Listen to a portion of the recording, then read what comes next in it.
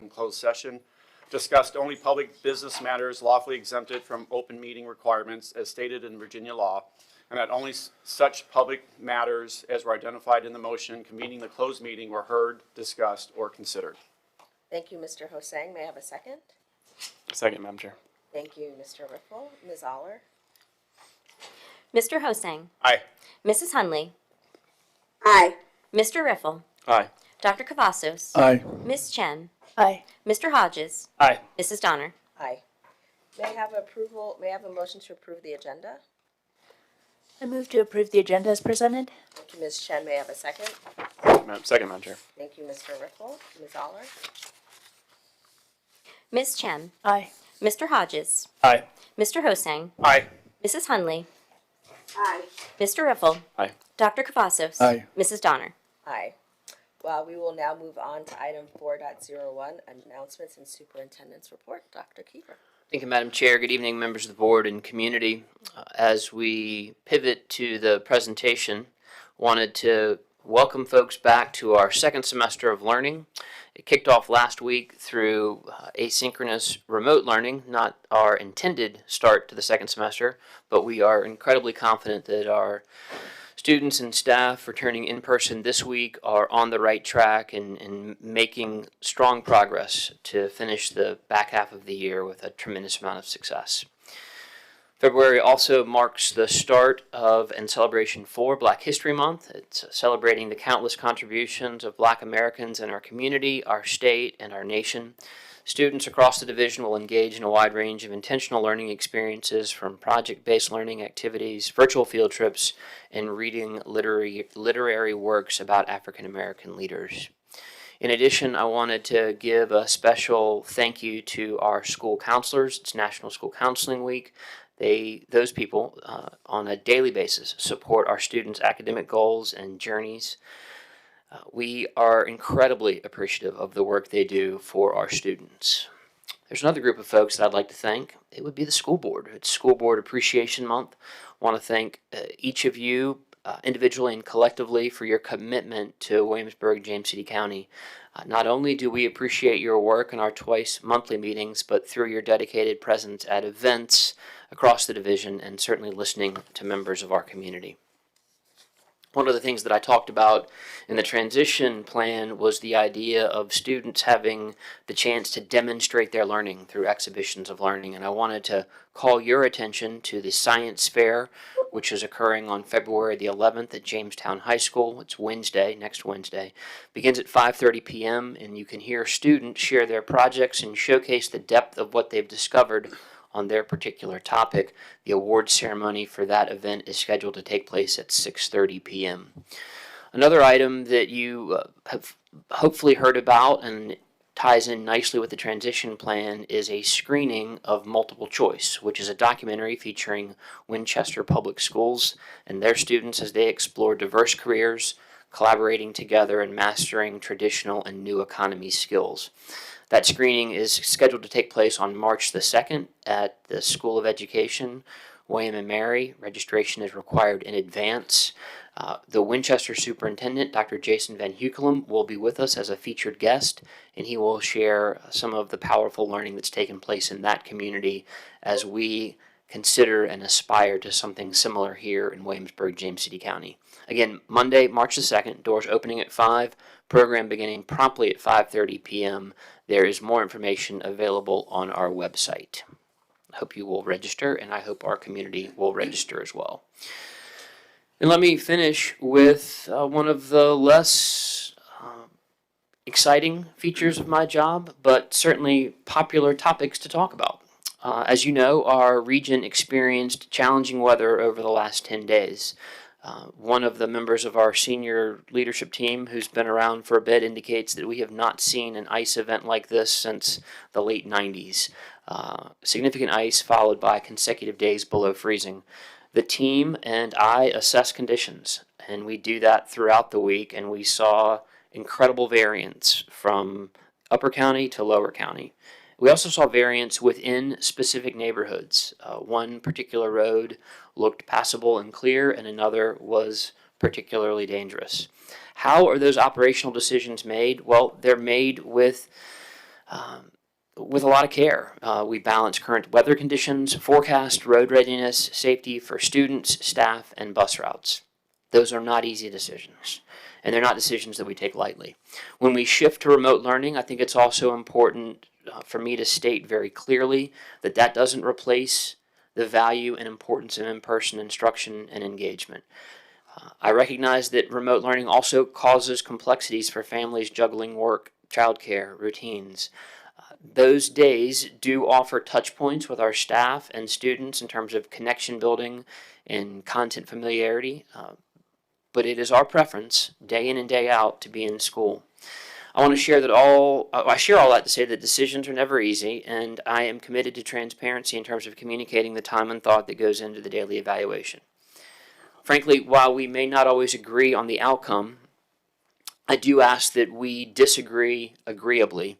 Last week, through phone calls, emails, and social media, we received productive commentary to challenge our thinking. However, we also received some pretty significant personal attacks and degrading comments that don't or shouldn't represent what we aspire to as a school community. I want folks to know that our support team tallied nearly 1,500 hours of work across our campuses, 152 people spending time in freezing temperatures, clearing areas, starting school buses, visiting schools, preparing meals. Those folks worked hard. And some of the comments and some of the things that were directed at our school division, I think, minimize the work of those folks, and I don't think it's appropriate. I do want to thank our families and community for their understanding as we navigated those unusual circumstances, and certainly to our staff for their continued commitment for serving our school division. Madam Chair, that concludes my remarks for this evening. Thank you, Dr. Keever. Any questions for Dr. Keever or comments? All right, if not, are there any members that had any meetings that they attended and need to report out on those committees? Okay, then we will move forward with our next action item, 5.01, review of the right-of-way agreement for and request for granting a permanent easement at Clara Bird Baker Elementary School. Madam Chair, thank you. Joining us this evening is Jim Falzone, who's Supervisor for Facilities and Maintenance for the school division. Jim will share some background in terms of granting this right-of-way easement at Clara Bird Baker. Welcome, Jim. Thank you. I appreciate it. Good evening, Madam Chair and school board members, and Dr. Keever. Thanks for having me out. Tonight's proposed agenda item supports Elevate 28 supporting priorities, safety and security, in addition to organizational efficiency and effectiveness. Being brought forward for your consideration and review is a request for a right-of-way permanent easement at 3131 Ironbound Road to Dominion Energy. This is at Clara Bird Baker Elementary School, and the county describes the property on plots numbered 28-25-099. The county requested an easement to install and maintain a set of automated license plate readers located on property owned by the WJCC School Board. The license plate readers are connected to our existing school zone lights, and they are activated when the school zone lights are flashing. As a follow-up, Dominion Energy requests the WJCC schools grant unto Dominion Virginia Power and its successors in perpetual right, privilege, and exclusive easement to a portion of WJCC property in order to maintain the electrical infrastructure which powers the license plate readers. This easement would be located at the front of Clara Bird Baker property along Ironbound Road. This is a placement agenda item. The superintendent recommends that the school board review the easement information and be prepared to vote at the February 17th, 2026 school board meeting. Any questions from school board members on this item?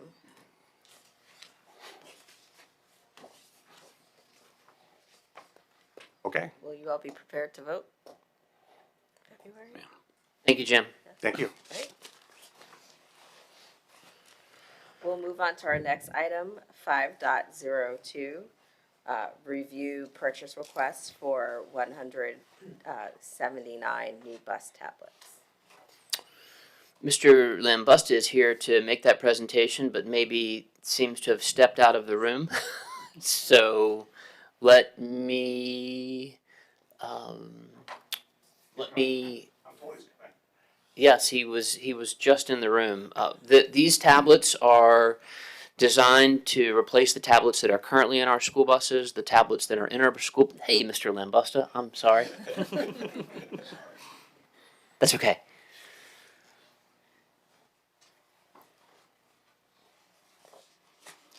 John, I was just getting ready to tell them why we needed to replace the tablets. All right. Welcome. Thank you for being Thanks, here. sir.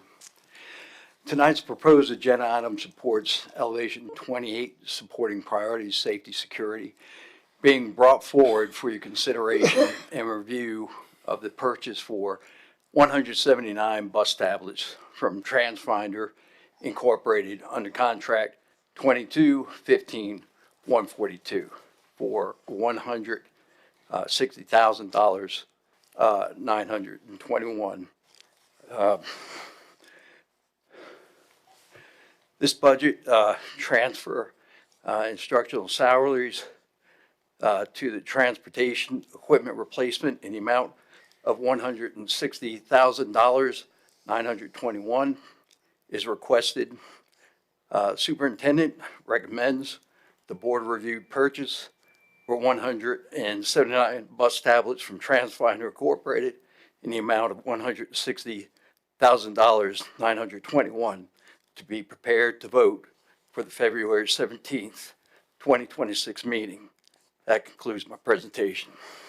John, if you wouldn't mind, would you tell us a little bit about what those tablets are utilized for on a daily basis? So the tablets, right now, what we use those tablets for, we've been using them for the last we've had them for 4 to 5 years. We currently have Tab Active 3 and Tab Active 4. They're very old, 3 or 4 years old. We use those for navigation. We use them for routing. We have student information that we use them for. We can also update routes. We can actually change routes. We can change buses with them. So they're a very important tool that we use. Currently, we do have 179 of them. 40 of those 179 are completely inoperable. For those that we have, all of them are out of warranty. And because of the fact that they're out of warranty, the vendor will not work on them. For the Tab Active 2s, which are the oldest ones, it's extremely difficult to get the batteries. And if we can get the batteries, they cost approximately $100 a piece. For the Tab Active 5, these are far more superior. They have greater capability. When we talk about some of the capabilities, they have, for instance, for the RAM, they have 6 gigabytes of RAM. They have 128 storage. The network is 5G. GPS is dual band, which is very good. Connectivity, as far as Bluetooth, we have 3.5 for connectivity. And we have 4 generations of upgrades for that. But a lot of issues that we currently have with the current, stock that we have, and we depend on those, like I said, quite a bit. Yes, sir. And so part of what I wanted the board to understand is that this was an initial request that was in the transportation operation budget as we were considering fiscal 27. And Renee, finance team, myself, felt like we could and were in a position to go ahead and make a purchase now, a one-time purchase to go ahead and get these items in. And it serves for 2 reasons. One, it allows us to get those items in and get them installed in buses as quickly as possible. And number 2, it helps us reduce the overall spending request in fiscal 27 based on what we are projecting now as some available year-end funds. So we're thankful, John, that you would bring this forward, and I recognize that they are particularly important to our organization and efficiency. I'm sure John's happy to answer any questions you might have.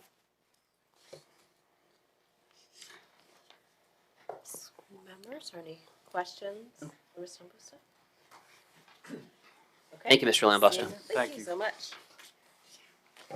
We'll move on to our next agenda item, 6.01, presentation of the fiscal year 2027 superintendent's proposed operating budget.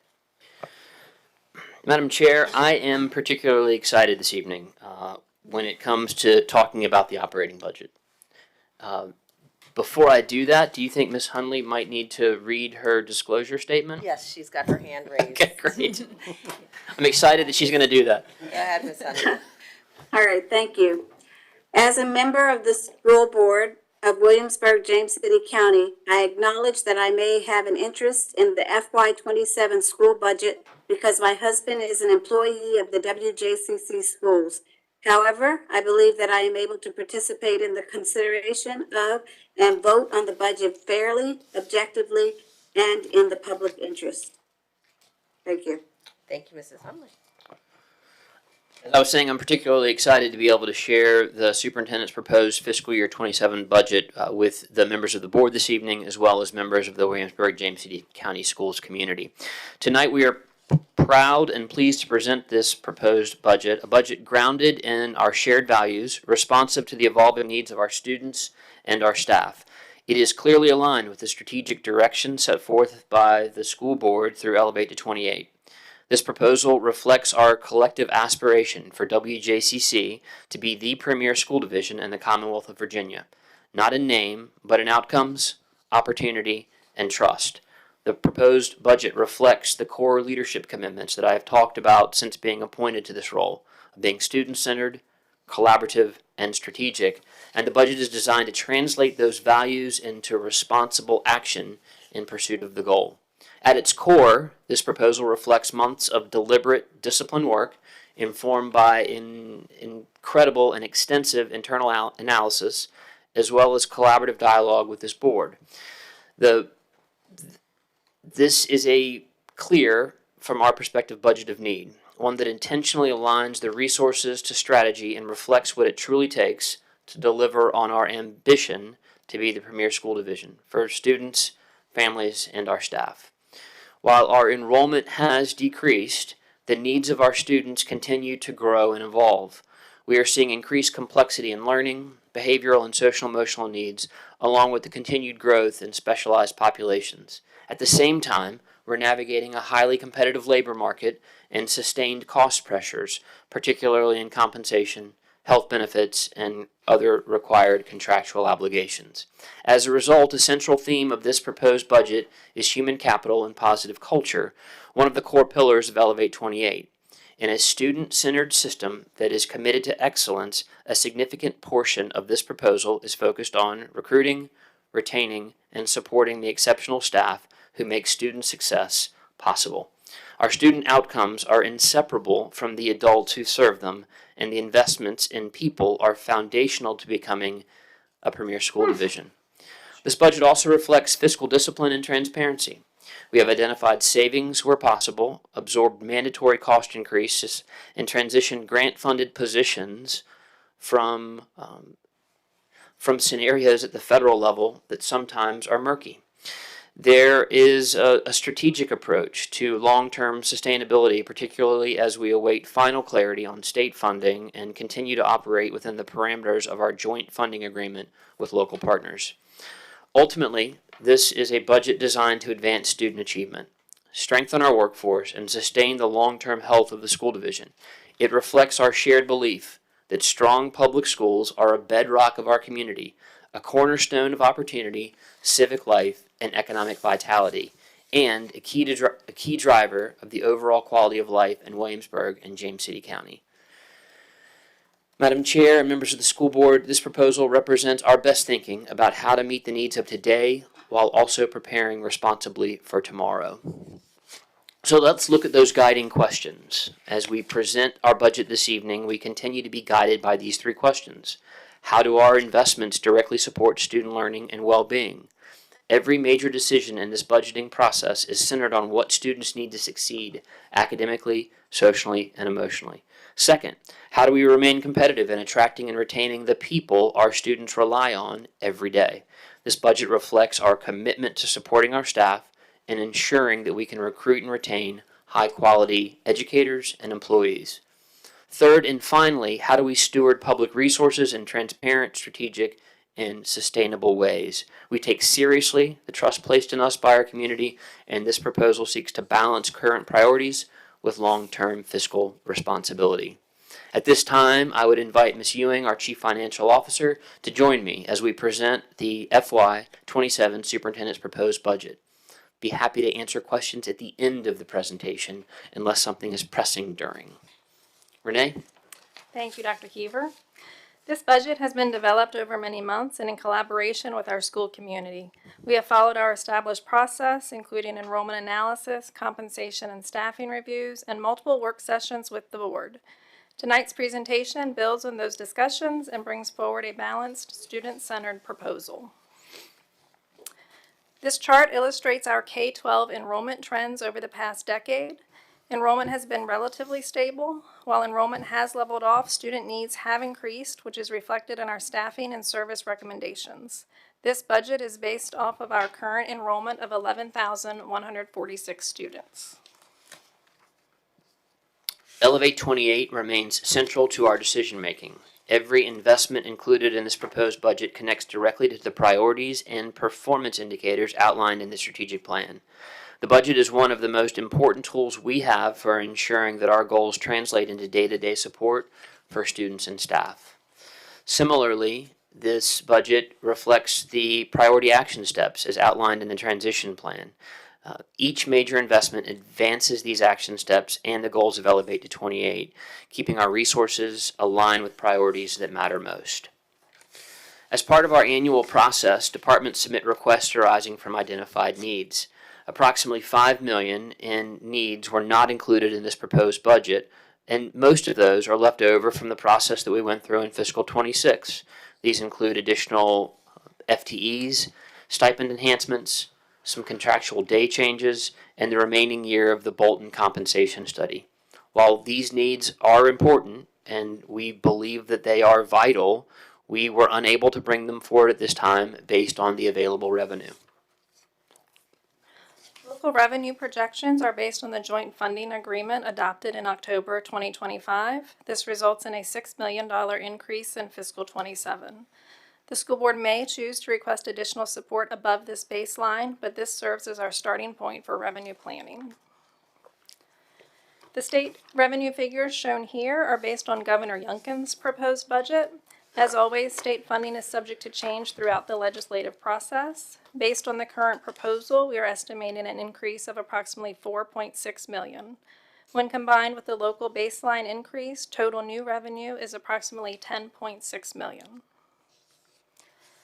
This graphic shows the breakdown of revenue received by funding source. In WJCC schools, the majority of our funding, approximately 60%, is reliant on the support of the City of Williamsburg and James City County. Instruction accounts for approximately 73% of our operating budget, demonstrating our core focus on classroom teaching and learning. The remaining categories support safety, operations, transportation, technology, health, and administration. And as you can see by this graph, approximately 87% of our operating expenditures are spent on people, salaries and benefits for our dedicated staff. I think this is a particularly important reminder, not only for the board, but our community that is watching this presentation, that 87% of our operating budget is in people. We are a people business. We are serving young people, and it makes sense that that's where our focus is. It also is a challenge when 87% of your operating budget is devoted to people. Before considering new initiatives, we must first account for required increases. These include New Horizons tuition, insurance costs, instructional and operational contractual services, shared services with James City County, and utilities. These essential commitments total $1.4 million. Of note on this slide, the amount for New Horizons came in about $67,000 less than we were originally projecting. And we've also worked with James City County to reduce the amount for ground services for next year by approximately $180,000. The amount included for utilities is related to the pre-K centers anticipated to be substantially complete by January of 2027.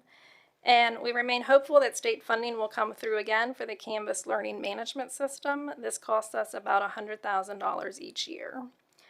And across the presentation, you will see icons that indicate how each budget line item aligns with the strategic priorities outlined in Elevate 28. Before we review funding for compensation and benefits, I did want to briefly connect this part of the budget presentation to the human capital and positive culture supporting priority in our strategic plan. This priority focuses on the people who support our students every day and the conditions that help them to be successful. To measure our progress, Elevate 28 includes key performance indicators, or KPIs, around things like recruitment, retention, compensation, supportive work environment, and professional learning. The investments we'll review next are designed to directly enhance those priorities. Compensation is and represents our single largest investment. This proposal includes teacher and unified scale increases, targeted scale adjustments, stipend improvements, contractual day changes, and additional supports for special education. The proposal also includes funding to consider all-in tutoring for the dollars that expire in June 26, and the healthcare insurance rate renewal increase projected at 16%. Let me just touch base briefly on the teacher instructional scale increase. We, based on the former Governor Youngkin's budget, are proposing a base 2% raise for teachers and instructional staff and those on the scale. And then with the comp study additional funding, the average teacher salary increase would be between 4.5% and 5%. Similarly, on the unified scale, we would start with a base 2% raise and then utilize dollars that were identified from the compensation study to increase that by 1.5%, so that would be 3.5% on the unified scale. And then very specifically related to special education support, and we have heard the need for continued special education support throughout community conversations and conversations with members of our team. Specific supplements for self-contained staff, whether they be teachers or instructional assistants who work in the self-contained setting, and then a number of our related services positions are directly supporting special education students, and we're recommending a contractual day change for those folks from 7 hours to 8 hours. In addition, and I mentioned this previously, there is a need for us to transition some positions from federal grants into the operating budget. With the uncertainty at the federal level around grant funding and the absolute vital need for these positions within our organization, we believe it is prudent to make the move of 6.05 FTEs into the operating budget. Additionally, as a budget balancing effort in fiscal 26, we removed 19 bus driver positions from the budget. We have been fortunate to be able to hire additional bus drivers over the course of the year, and so we want to bring 7 back into the operating budget. So you'll see 13 positions that are transitioning from either a part-time status or grant status into the operating budget. As a reminder for the board and community, feedback from students, staff, families helped shape the transition plan and revealed several consistent themes. Stakeholders emphasized student-centered learning, supporting and retaining employees, addressing student behavior, school climate, and well-being. There was also a desire to highlight the importance of clear communication and strong operational systems. The next investments included, we'll talk a little bit about support for student well-being, K-12 college and career readiness, additional supports for talent development, an inaugural JROTC cadet program, consulting services for developing our profile of a learner and teaching and learning framework, as well as funding for lacrosse, middle school athletic trainers. So let's look at what some of those new position requests are. New positions are absolutely brand new to the organization. They're not currently folks in those roles. We are recommending to include school-based staffing for behavioral support, a total of 4 of those positions, 1 FTE for gifted services, 2 school safety officers. There is an important need for an elementary school math coach and bringing on a school social worker. And then from the perspective of central support, in order to maintain the support for our staff, we need to look at enhancing our human resources office, our finance office, and our operations team. In addition to staffing, several programmatic investments are included. These support JROTC, lacrosse, the Teachers for Tomorrow program, additional middle school athletic trainers, safety and security needs, world languages, talent development, organizational development, and communications and engagement. These investments total $1.2 million. To help offset costs, we have identified approximately $2.2 million in savings. These include attrition savings, a decrease in the VRS rate, a reduction of one teaching position, and reductions across departmental budgets. Summarizing revenue and expenditures, total new revenue is projected at $10.6 million. However, expenditure needs total approximately $12.6 million, leaving a gap of approximately $1.92 million. This is the amount that would require an above baseline request to our localities. And or additional money coming to us from General Assembly action. And as we consider what that above the baseline request of our locality would be, or if additional funding were available to us from the General Assembly, here are the items that administratively we are recommending find their way into that request. These items are not listed in any particular type of order, and there's no current preference that I'm willing to share, but I did want the board to be aware of what those items were.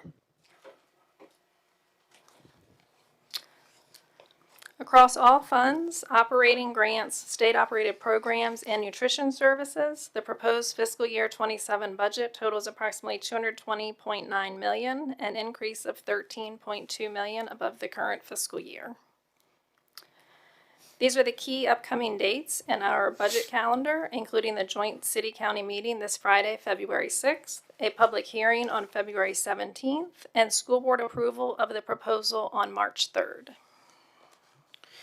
As we close the presentation tonight, I want us to bring us back to where every budget conversation should begin and end. It's our students. The faces you see on the screen represent the learners in Williamsburg-James City County Schools, each with unique strengths, needs, and aspirations. They are the reason this work matters, and they are the reason every decision in this budget was made.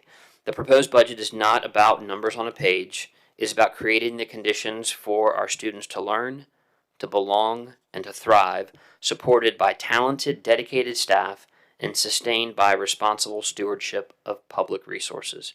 It reflects our shared commitment to being student-centered, collaborative, and strategic. I want to thank the school board for your guidance and partnership throughout this process. We look forward to continuing the conversation. Ms. Ewing, myself, and other senior leaders are happy to answer any questions you may have. Thank you so much, Ms. Ewing, Dr. Keever. Questions from board members or thoughts?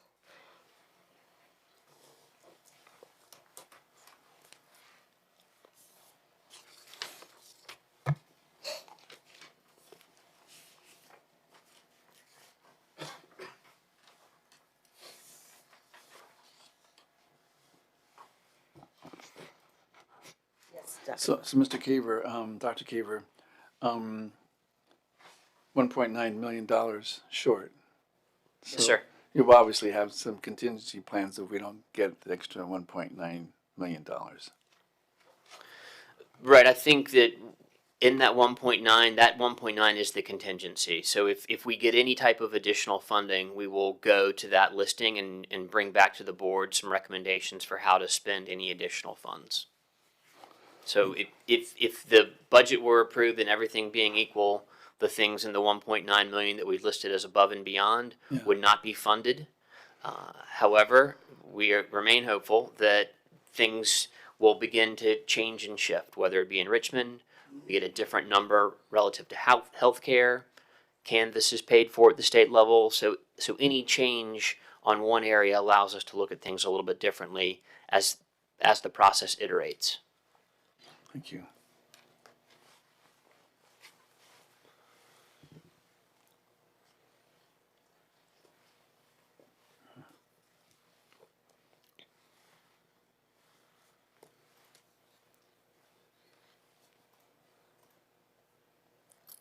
I want to check the pulse of the board. We have talked about in the compensation section, continuing to address the needs from the Bolton study as well as a 70-30 health insurance increase. So I want to see if everyone is on board with those aspects. Yes, I'm fine with that. I actually have a question inside that, Madam Chair. Dr. Kiva, could you explain a bit more about like support staff and how the budget kind of works for them? And some typically we talk about educators and as a whole, but we've had a couple questions about how the support staff will kind of end up in this cycle as well. Sure. When we made the transition, and one of the Bolton recommendations was to transition from 2 salary scales that weren't instruction to 1. And we used to have a support scale and an administrative scale. Those 2 scales were merged into a unified scale. And what you saw in our presentation this evening was a recommended 3.5% increase on the unified scale. In that scenario, a 2% base was what we would provide all of our employees, and then because of the compensation study, there would be an additional 1.5% for members of our support team who are on that unified scale. Thank you, Dr. Kiva. We have talked as a leadership group about being able to provide the board some additional information in terms of healthcare renewal rates in comparison to salary increases. So we will endeavor to provide to you on February 17th a sliding scale of best case, worst case for some staffing groups related to a 3.5% increase and a 16% renewal rate depending upon the healthcare plan that someone chooses. Thank you. And I'm sure that was, yeah, I'm happy with where we are. I think there's a lot of room still to kind of figure this out, you know, when it comes to the timing of this and when we actually prepare a budget later this year. But I think it's probably one of the more comfortable spots we've been when preparing a document like this in a while. So I appreciate the work on the joint contract that's been done and the partnership between the city manager and the board of supervisors. Forget his name, the county administrator. Mr. Stevens. Mr. Stevens. Thank you, Mr. Dr. Pazos? Dr. Kiva, did you fellas figure out what you're gonna do with the GLP ones? The dollar amount that you see in the proposed increase is the school division moving away from GLP-1s for weight loss, but exploring opportunities for direct-to-consumer type of purchasing. So there still needs to be some work there in terms of next steps, but the renewal rate increase that we're showing at just over 2 million factors GLP-1s out of the equation. Okay. So I couldn't borrow that for JROTC or lacrosse. Yes, Mr. Hosang. Looking at slide 15, and I'm just looking, just to try to wrap the numbers in my mind. For the teacher instructional scale increase, unified scale increase, we've got the base 2%, and then you've got the average 4.5% to 5%, comp study 1.5%. Both of those are total right now just over $6 million. Do we know what it would be if we just went with the base 2% for each of those without the comp study included? I mean, I guess how much more is the comp study putting into the budget? Let me go back to a different presentation to mention that. I can tell you that, well, let's see if we can find that in a different presentation. I think we captured that previously, that there was a dollar amount associated with a 1% raise or a 2% raise, and then what we were allocating back in terms of comp study. So I think previously we talked about somewhere in the neighborhood of 3.5 million in aggregate dedicated to comp study adjustments. So my suspicion is if we backed out of that, that would give you the information. But Renee can correct me if I'm wrong, and will correct me if I'm wrong. Quickly. A 2% for all staff costs approximately 2.6 million. For all staff? For all staff.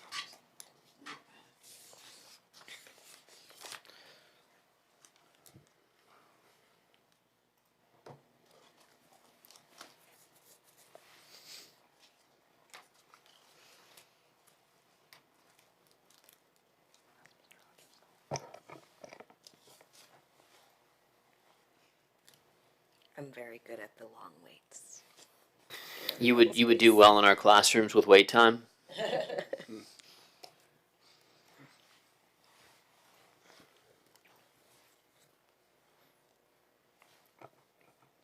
as you're considering additional things to ask, we will make a similar presentation on Friday morning with our Board of Supervisors and City Council. Preceding that presentation, there are some information items that I'll share by way of the Superintendent's report.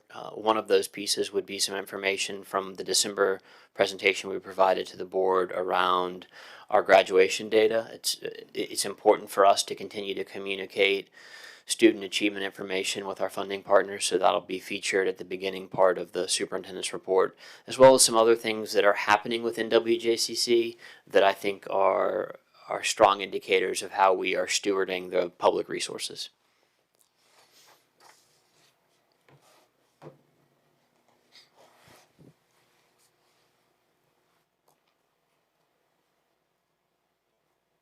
Yes, Ms. Jen. I'll just add on that note, Dr. Keeper, that we have had our 2-on-1s and we had some ongoing discussion about the budget. So for just so that those who are watching know that what you're seeing today is even from what I remember with my 2-on-1, is that when we discussed it, there's even further thought that's gone into sort of stewarding the public funds and being thoughtful. So I just wanted to mention that because sometimes I think that if somebody's just sort of joining right now and watching this and trying to digest all these numbers, that it is an ongoing process and will continue. So I'll just reiterate, because Madam Chair had asked about sort of getting a pulse from us. When we look at slide 15, I feel completely fine with it. I agree with Mr. Riffle at this point. I do feel like as a board, we are committed to sticking with the recommendations of that compensation study that was started even before I was on the board, and something that has been from following the work that was done previous, something that is very much needed to get us to a point, where we are competitive, and there are definitely some gaps. So it is a large number when you look at this, but if you think about sort of the work that's gone into and the research and the study that was done, and this is year 2, there's also year 3 to come. So yeah, and also the other thing is the number for the healthcare also is high, but it's good that we're considering that 16%, and then hopefully, like we've all said in the last couple of years, it's been a little bit less than what we've put in, so that will also see those numbers sort of shift down, and if we do get funding from the state or other entities, then those compensation numbers may be a little bit less. So, yeah, I think it looks good. As folks are contemplating the budget, I would, and part of the board docs information that is available would be presentations dating back to December, and we did a initial budget overview in December, and then 3 budget work sessions during the course of January, and tried to lay out any number of different scenarios and share specifics related to salary enhancements, healthcare, different programmatic pieces, and as well as FTE pieces. And I think that in total, if you look at those 4 presentations and then look at where we are today in terms of the above and beyond request, I feel really good about the work that's been done, because initially we were showcasing a particularly large number in December. We were hopeful that money would come from the state. We knew what the money was from the locality, and as we've continued to refine things, that above and beyond number has decreased. Now, 1.9 is nothing to sneeze at, I understand that, but it is also a very different number than what we were talking about even at the beginning of January. Mrs. Hunley? Yes, I just wanted to, I don't have anything new to add. I agree with my board colleagues and the comments they made. I'm very good with what I see at the present time. Thank you. Thank you, Mrs. Hunley. Yes, Mr. Hodges. Yeah, just to kind of echo that, I'm really heartened about the things that are in this budget right now, especially as it pertains to compensation and making sure that our staff are compensated at a level that is competitive. And then additionally, some of the new positions in there, especially for the elementary schools, the behavioral support, and then the social worker in there, are both really important aspects, I think, to making sure that our elementary schools are operating at a way that is healthy and conducive to learning for teachers and staff. So I really like what I see in this. I think I'm still optimistic that more money is going to come in from the state so that we can see that 1.9 continue to dwindle a little bit, and so that we can finally see programs like JROTC and lacrosse get across the finish line. Thank you, Mr. Hosang. Hodges. Two H's are gonna get me. I don't know if that was a compliment or not, so. Meeting adjourned. Depends on the day. Yes, Mr. Hosang. Thank you. First of all, Dr. Kiever, Ms. Ewing, and everyone involved, I just want to thank you. For me at least, and I think I can speak for the whole board, saying this is a lot for us to digest in the limited time that we have had it. But knowing that you guys have basically lived this for the past several months, I mean, that's hats off to you for getting us to this point, and being as good stewards as you can with the money that the taxpayers are giving us. So I just wanted to come forward and say, definitely thank you for all of your work on all of that. I'm just going to give my plug in for JRTC and lacrosse. I mean, we are here for the students. We are here to make sure that the students learn as much as they can, whether that be in the classroom, whether that be through the military, whether that be through sports, whether that be through drama, science club, whatever it is. So if we can provide something for our students, that is what I'm going to try and do to the best of my ability. So if there's any way we can get those two things into the budget, that would be my recommendation or my request at this point. Thank you, Madam Chair. Thank you, Mr. Hosang.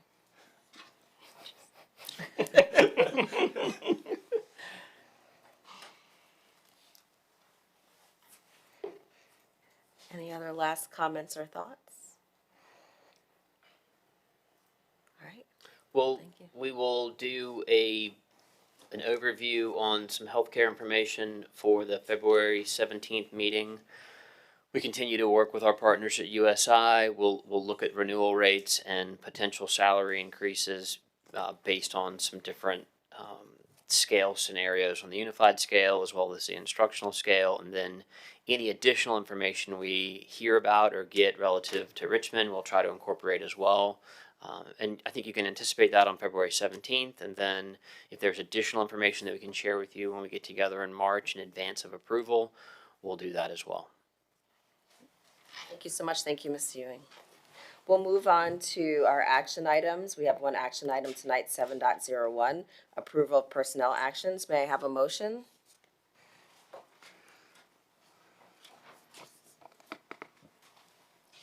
I move to approve the personnel actions as presented. Thank you, Ms. Chen. May I have a second? Second. Thank you, Mr. Hosang. Ms. Aller? Ms. Chen, Aye. Mr. Hodges, Aye.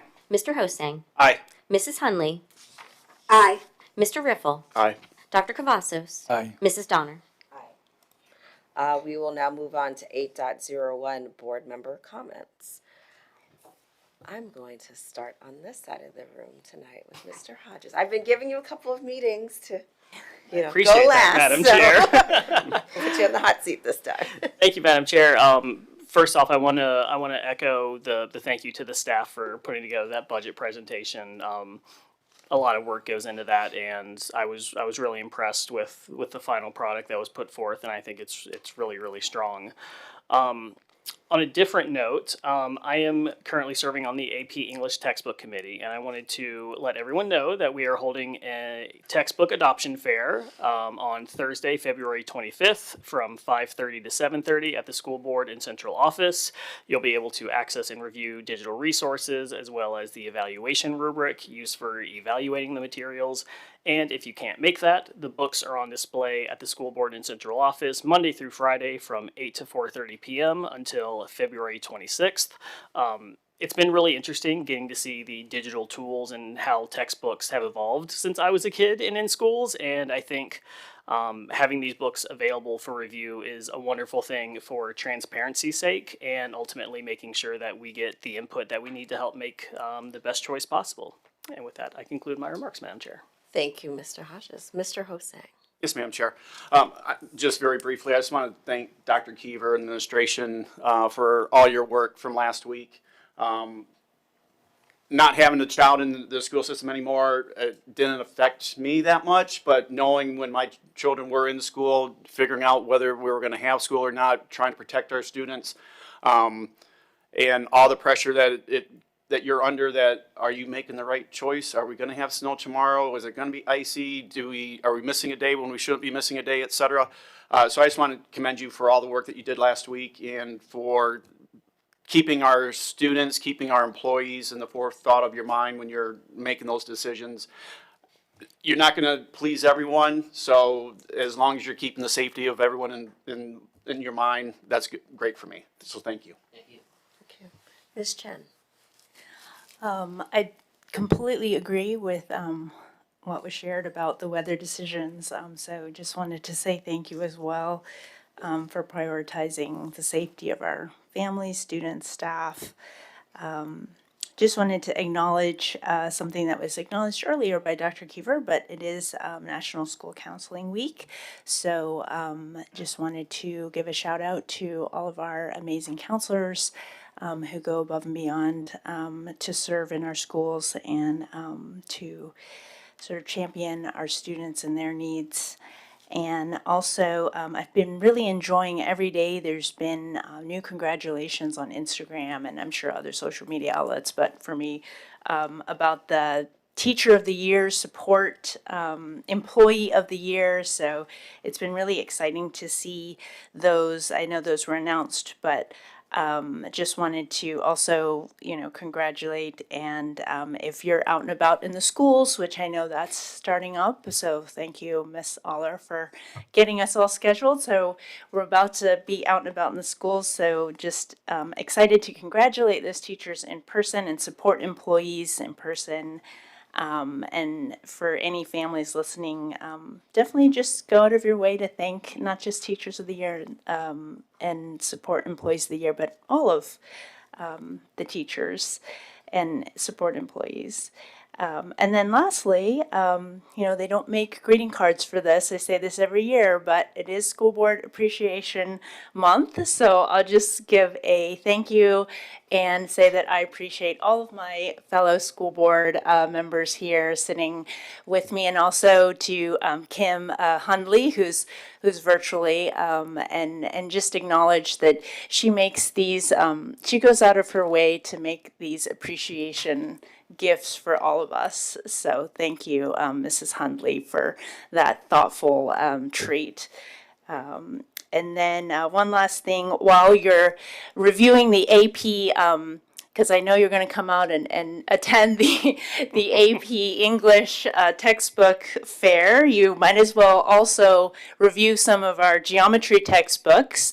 There's 4 that we're considering, so those are in sort of consideration. We want public comment. We want families to let us know. We even want students. We have had students let us know, and that's always beneficial to hear student voice about what works, which textbook you would want in your classroom.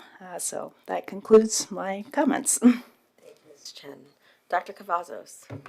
Yes, the CTE had a meeting, those fine folks who are trying to figure out how to give these young students graduating different opportunities for employment.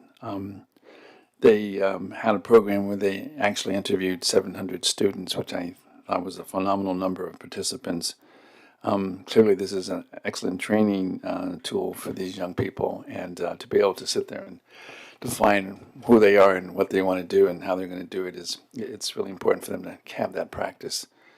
And I also want to say that JRTC is part of that program, and it's very, very important because it's a really good way for young people to experience the military and make that an educational opportunity and also something for the future. Thank you, Dr. Cavazos. Mrs. Hunley. Yes, thank you so much, to Miss Aller for helping me to get on tonight. I miss you all. As the old folks used to say, I appreciate you. They dropped some of those letters, but I appreciate you all. I'll see you all on Friday. I just wanted to let you all know that I will be representing you all on February 9th and 10th with the VSBA, with the Federal Government Relations Committee. So I'll be meeting with some legislators and Congress people. So I'll definitely be lifting up some of the concerns we have here in Virginia with them. Stay safe. I'm glad we're going to get back into the schools. I know the walkways are clear now, and I know Miss Aller's been working very hard to make sure that we get our next round in.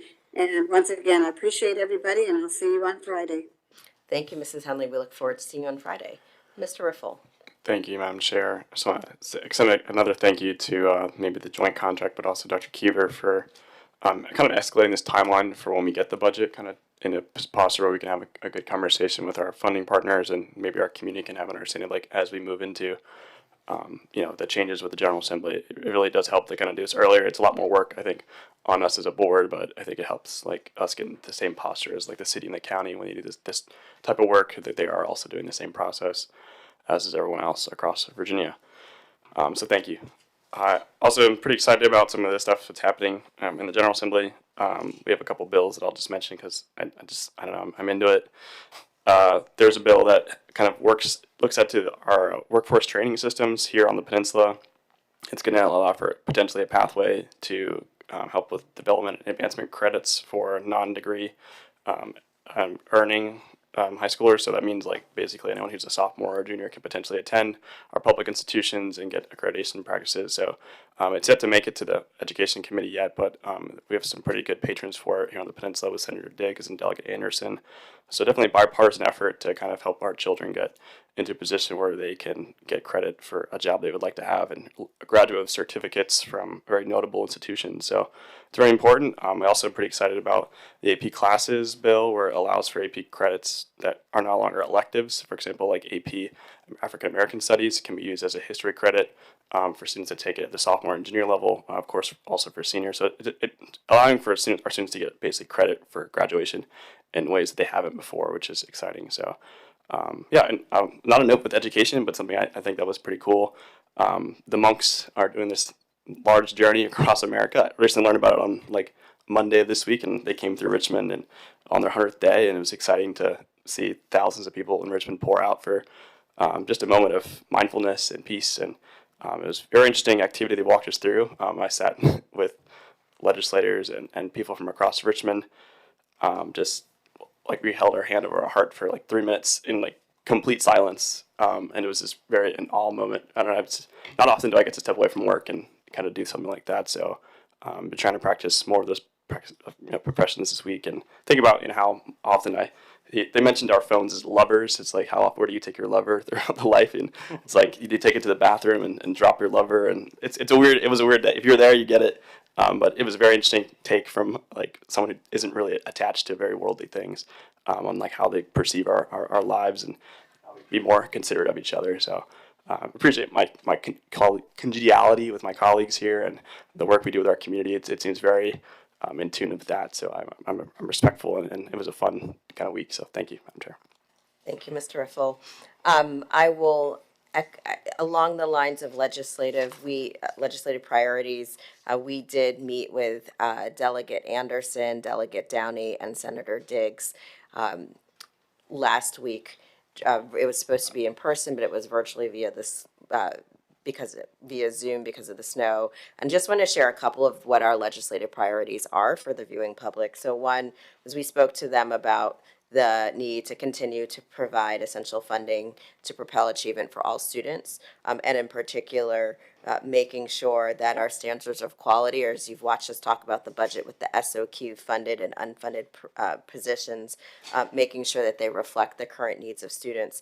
And I think two stats that really stand out to me about WJCC is the first is around our assistant principals. So the state funds us 9.64 principals.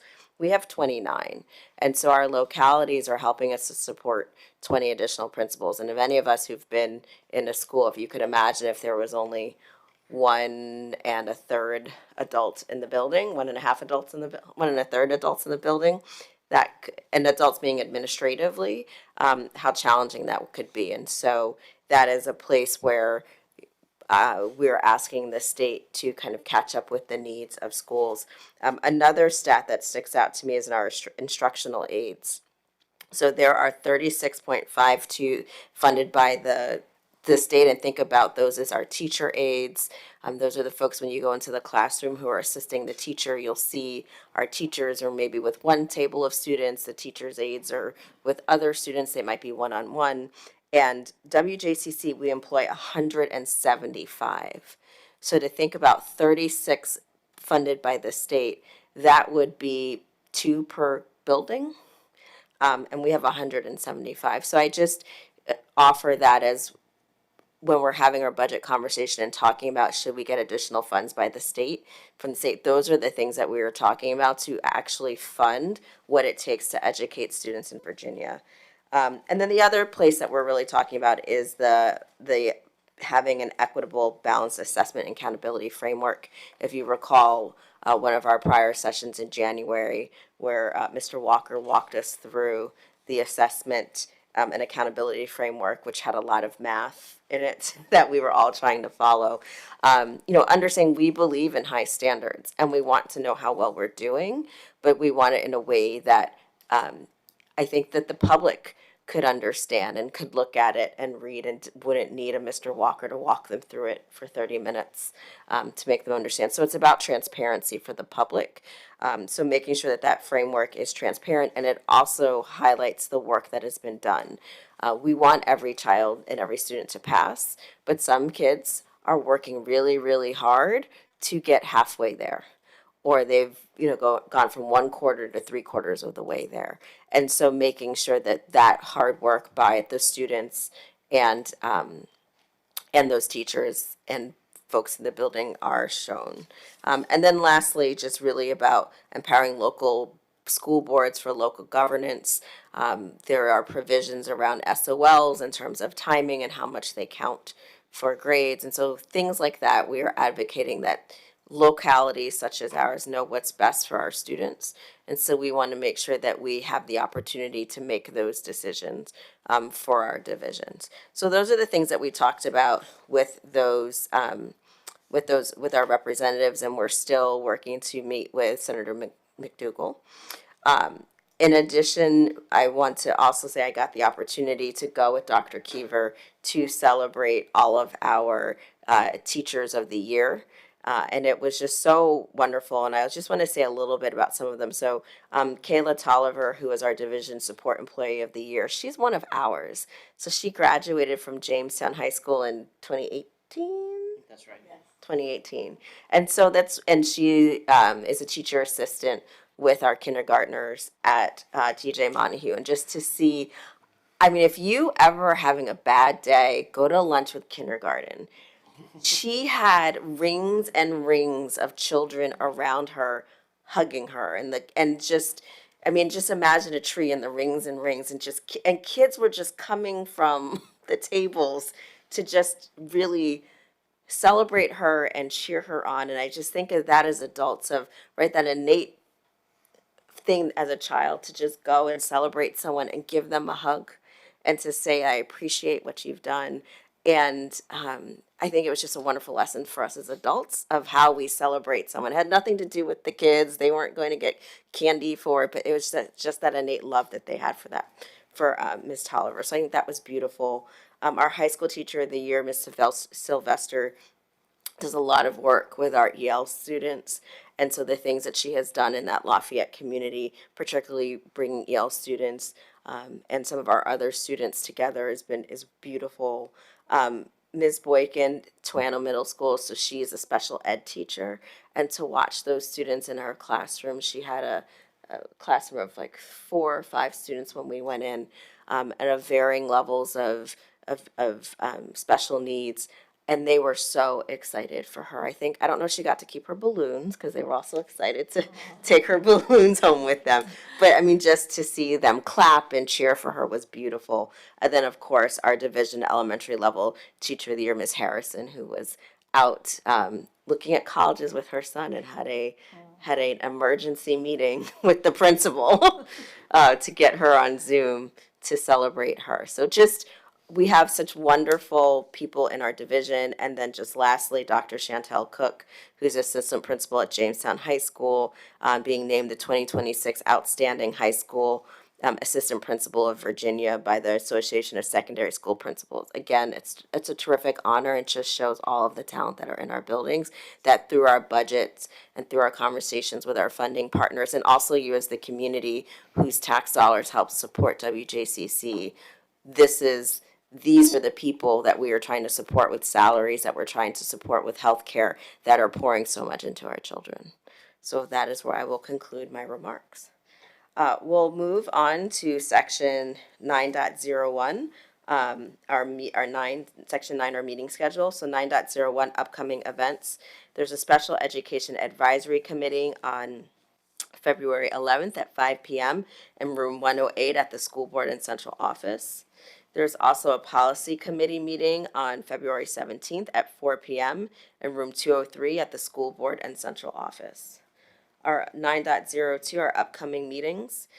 We will have a joint meeting with the city and the county on February 6th at 8:30 a.m. room 127 in the Stryker Center in Williamsburg.